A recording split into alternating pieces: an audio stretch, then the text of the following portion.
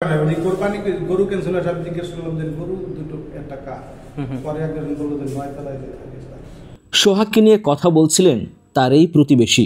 সোহাগ থাকতেন 9 তলায় আর এই ভদ্রলোক থাকতেন তার ফ্ল্যাটের 8 তলায়। এই সেই পাথর যে পাথর দিয়ে সোহাগকে একের পর এক আঘাত করে তাকে পরপারে পাঠিয়ে দেওয়া হয়েছে। মিটফোর্ডের সামনে এখনও পড়ে রয়েছে সেই পাথর। দেখতে পাচ্ছেন উৎসুক জনতা আর সাংবাদিকদের ভিড়। আমরা এখান থেকে কেরানীগঞ্জে সোহাগের বাসার উদ্দেশ্যে যাত্রা শুরু করলাম। উদ্দেশ্য তার প্রতিবেশীরা সোহাগ সম্পর্কে কি বলেন সেটা নিজ চোখে দেখা।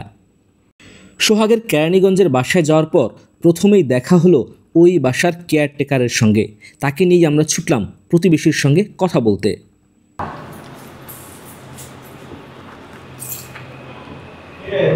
খুলেন তো, আমি নিচের থেকে কেয়ারটেকার। আসসালামু আলাইকুম। ওনার সাথে শুধু ওনার মা, না ওনার মা এই যে তালা মারা রয়েছে, এখন আইসা থাকবে, ওই দেরি গেছে আসে নাই। পরে ওনার আম্মা একদিন লক করছে কি বললো যে আমার মেয়েটা তো আচ্ছা, ওনার সাথে কি আপনার জীবনে কি একবারই দেখা হয়েছে? কার সাথে? মানে ওই যে ইয়ার সাথে? না না, দেখা হয় না। কোরবানি গরু ক্যান্সেল হয়, সব জিজ্ঞেস করলাম যে গরু দুটো একটা কার, পরে একজন বললো যে 9 তলায় যে থাকে। এই আর আমি দালাল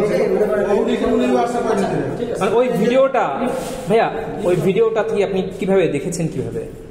আমি ফেসবুকে। এটা মানুষ চিনতে পারেন না তো পরে কিভাবে শিওর হলেন? কিভাবে ভাই আমার যদি না পরে শিওর হয়েছেন কিভাবে উনি? ভাই সরি ঠিক আছে। আচ্ছা আমি রিকোয়েস্ট করলাম, আমি তো আচ্ছা ঠিক আছে।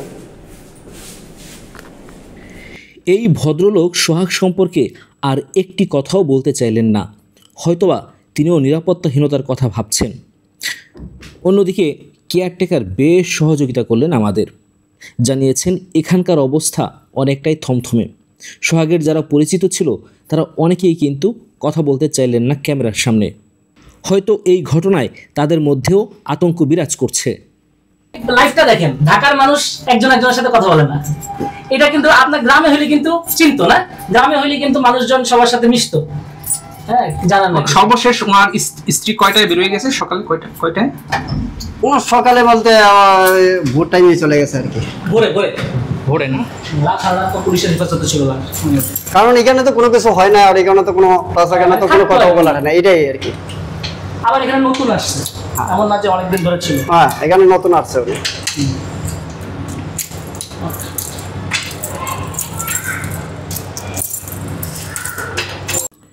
মুনির চৌধুরী সেই কবে বলে গেছেন, মানুষ মরে গেলে পচে যায়, বেঁচে থাকলে বদলায়, কারণে অকারণে বদলায়।